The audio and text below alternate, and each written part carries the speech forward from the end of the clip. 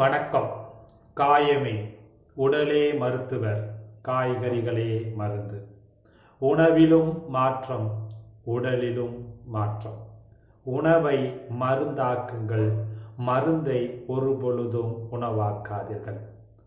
உச்சந்தலையில இருந்து உள்ளங்கால் வரை உண்டாகக்கூடிய குறைபாடுகள் அனைத்தையுமே தீர்ப்பதற்கு நாம் உண்ணக்கூடிய உணவின் வழியாக முற்றிலும் குணப்படுத்த முடியும். உணவின் வழியாக குணப்படுத்துவது என்பது நாம் உண்ணுவதற்கு தேர்ந்தெடுக்கக்கூடிய காய்களையும் கீரைகளையும் அதனுடைய தன்மை மாறாமல் சமைத்து சாப்பிட வேண்டும். தன்மை மாறாமல் என்று சொன்னால் காய் காயாக இருக்க வேண்டும், கீரை கீரைகளாக இருக்க வேண்டும். ஆனால் இரண்டும் சாப்பிடக்கூடிய பக்குவத்தில் இருக்க வேண்டும். அதாவது சமைத்தல் என்று சொன்னாலே பக்குவப்படுத்துதல். அப்ப யார் ஒருவர் தான் உண்ணக்கூடிய உணவினை பக்குவப்படுத்தி சாப்பிடக்கூடிய கலையை அறிந்து வைத்திருக்கிறார்களோ அவர்கள்தான் முழு ஆரோக்கியமானவர்கள். அப்போ ஒரு மனிதனுடைய அடிப்படை ஆதாரமாக விளங்குவது உணவுதான். இப்போ உணவு முறையை மாற்றும், அதாவது உணவை மருந்தாக்கும் கலையை கற்றுக்கொண்டால் ஒவ்வொருவரும் ஆரோக்கியமானவர்கள்ங்கிற இயற்கையினுடைய தத்துவத்தின் அடிப்படையில் நாம் தினமும் ஒரு மருத்துவ சிந்தனை பார்த்து கொண்டிருக்கின்றோம். இன்றைய மருத்துவ சிந்தனைங்கிற தலைப்புல தினம் ஒரு கசாயம் பார்த்து கொண்டிருக்கின்றோம். தினம் ஒரு கசாயங்கிற தலைப்புல நமது வீட்டுக்கு அருகாமையில் கிடைக்கக்கூடிய, எளிதாக கிடைக்கக்கூடிய, வருடம் முழுவதும் கிடைக்கக்கூடிய கீரை வகைகளை கொண்டு நமது உடம்புல ஏற்படக்கூடிய பிணிகளுக்கு ஒரு உடனடி நிவாரணியாகவும் நாள்பட்ட வியாதிகளுக்கு ஒரு சிறந்த தீர்வாகவும் கொடுக்கக்கூடிய கசாயம் செய்யக்கூடிய முறைகளை நாம் தினமும் அறிந்து வருகிறோம். அதன் அடிப்படையில் இன்றைக்கு நாம் ஒரு கீரை கசாயம் பார்க்க போகின்றோம். எந்த கீரை கசாயம் என்று கேட்டால் தூதுவளை கீரை தான். தூதுவளை, இந்த கீரையை பற்றி அறியாதவர்கள் யாரும் கிடையாது. பொதுவாகவே கீரைகளை நடமாடும் சித்தர்கள் என்று சொல்வார்கள். ஏனென்றால் நாம் சித்தர்களை கண்டறிந்தது கிடையாது, பார்த்தது கிடையாது. சித்தர்கள் பன்னெடுங்காலம் வாழ்ந்தவர்கள் என்று நாம் எல்லோரும் அறிந்திருக்கின்றோம். அப்போ சாகா கலை பெற வேண்டும் என்றால் கீரைகள் தான் முக்கிய பங்காற்றுகிறது என்பது சித்தர்களுடைய வாக்கு. அதனால தான் சித்தர்களுடைய அந்த தேரையர் வெண்பால கீரைகளை வாழ்த்த வேண்டும் என்று பாடலாகவே பாடப்பட்டிருக்கிறது. உண்டாகு நன்மை உரைக்க விஷமன்று, கொண்டாடு நோய் போய் குணமாகி, உண்டி பழுக்க மழ நீங்கி பந்தமர நன்மை இலை கரியாங்கீரையில். இது தேரையர் வெண்பாவில் கூறப்பட்ட ஒரு பாடல். இதற்கு என்னன்னா, மனிதனுடைய உடம்புல இருக்கக்கூடிய மலஜல கழிவுகள் எல்லாத்தையும் வெளியேற்றி மனிதனுடைய உடலை வலுப்படுத்தக்கூடிய செயலை செய்கின்ற கீரையை வாழ்த்து என்று சொல்வதுதான் சித்தர்களுடைய அந்த தேரையர் வெண்பாவில் கூறப்படக்கூடிய ஒரு பாடல். அப்போ இந்த கீரைகளுடைய மகத்துவத்தை நாம் அறியாமல், தெரியாமல், அதனுடைய பலனை உணராத காரணத்தினாலதான் இன்றைக்கு பலவிதமான நோய்களுக்கு ஆளாகி கொண்டிருக்கின்றோம். அதிலிருந்து விடுபடுவதற்காகத்தான் நாம் கீரைகளை தேர்ந்தெடுத்து நமது உடம்புல இருக்கக்கூடிய உபாதைகளுக்கு கசாய முறையில் தயார் செய்து உபாதைகளிலிருந்து எப்படி விடுபடலாம் என்பதை நாம் தினந்தோறும் பார்த்து கொண்டிருக்கின்றோம். அந்த வகையில பார்த்தோம்னா இன்றைக்கு நாம் பார்க்கக்கூடிய அந்த கீரை தூதுவளை கீரை என்று சொல்கின்றமே, இது ஒரு காய கற்ப மூலிகை என்று சொல்வார்கள். சித்தர்கள் பொறுத்தளவுல நிறைய கீரைகளை, நிறைய மூலிகைகளை காய கற்ப மூலிகை என்று பரிந்துரைக்கிறார்கள்.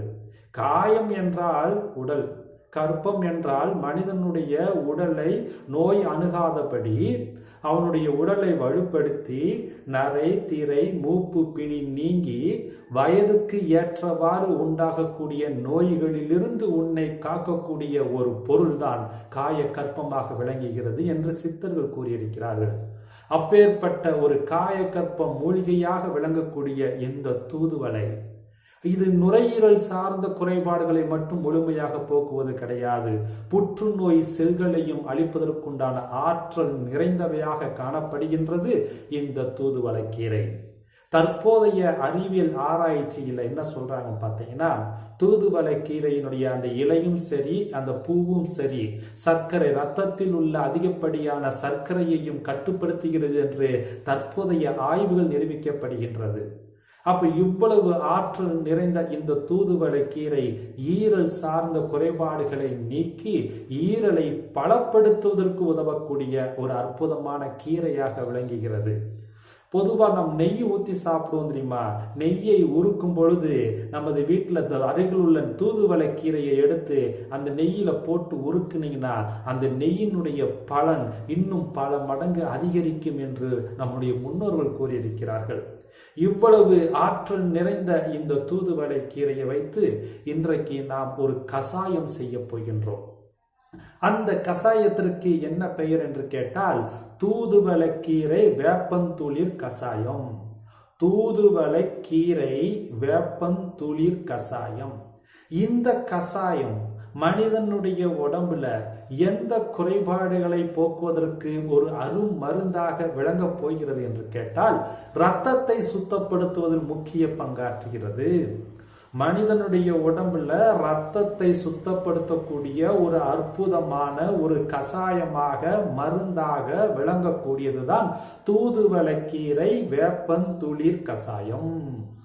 அப்ப இந்த கசாயம் செய்வதற்கு தேவையான பொருட்கள் என்னன்னு பார்த்தோம்னா, ஒரு கைப்பிடி அளவு தூதுவளை கீரை, ஒரு கைப்பிடி அளவு வேப்பந்துளிர் இலை, ரெண்டு பொருள் தான்.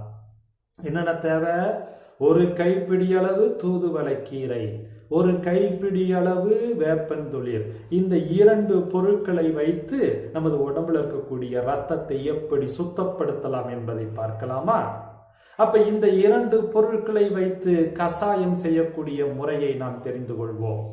முதல்ல தேவையான அளவுக்கு தூதுவளை கீரையை வாங்கி அல்லது தேவையான அளவுக்கு தூதுவளை கீரையையும் வேப்பந்துளிரையும் பறித்து சுத்தப்படுத்தி ஆய்ந்து சுத்தப்படுத்தி தலா ஒரு கைப்பிடி அளவு எடுத்துக்கொண்டு இரண்டையும் ஒரு பாத்திரத்தில் போட்டு ஒரு 1/2 லிட்டர் தண்ணீர் ஊற்றி நன்றாக கொதிக்க வைத்து ஒரு 100 மில்லி அளவு வரும் வரை நன்கு சுண்ட வைக்க வேண்டும். நன்கு சுண்டதற்கு பின்பு அதனை இறக்கி வடிகட்டி வைத்துக் கொள்ள வேண்டும். இப்ப கசாயம் செய்யக்கூடிய முறை என்ன? தூதுவளை கீரையையும் வேப்பந்துளிரையும் தலா ஒரு கைப்பிடி அளவு எடுத்து ஆய்ந்து சுத்தப்படுத்தி ஒரு பாத்திரத்துல போட்டு 1/2 லிட்டர் தண்ணீர் ஊற்றி நன்றாக கொதிக்க வைத்து 100 மில்லி வரும் வரை சுண்ட வைத்து இறக்கி வடிகட்டி வைத்து கொள்ள வேண்டும். அப்ப கசாயம் செய்யக்கூடிய முறை தெரிந்து கொண்டோமா? இப்போ இந்த கசாயத்தை யார் குடிக்க வேண்டும், எப்பொழுது குடிக்க வேண்டும், எந்த குறைபாடு உள்ளவர்கள் குடிக்க வேண்டும் என்பதை நாம் தெரிந்து கொள்ளணுமா இல்லையா? இந்த கசாயம் அனைவருமே குடிக்கக்கூடியதுதான்.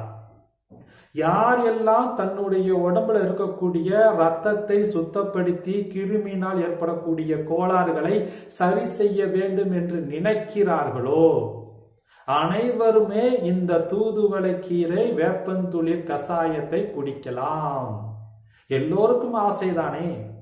ரத்தத்தை சுத்தப்படுத்தினா ஒட்டுமொத்த உடலினுடைய ஆரோக்கியம் மேம்படும் என்பது அனைவரும் அறிந்த ஒரு செயல்தானே. அப்ப ரத்தத்தை எப்படி சுத்தப்படுத்துவதுங்கிற ஒரு கலை நமக்கு தெரியாத காரணத்தினால நாம் சுத்தப்படுத்துவது கிடையாது. அப்ப நமது வீட்டுக்கு அருகாமையில் கிடைக்கக்கூடிய இந்த தூதுவளை கீரையும் சரி வேப்பந்துளிரும் சரி இரண்டுமே எப்பொழுதுமே கிடைக்கக்கூடிய ஒரு அருமையான மூலிகை தானே. அப்ப இந்த இரண்டையும் வைத்து இந்த கசாயம் தயார் செய்து அதிகாலை வேளை காலை எழுந்தவுடன் வெறும் வயிற்றில் இந்த கசாயத்தை தயார் செய்து குடிக்க வேண்டும். எப்பொழுது குடிக்க வேண்டும்? காலை எழுந்தவுடன் வெறும் வயிற்றில் குடிக்க வேண்டும். எத்தனை நாட்கள் குடிக்கலாம்?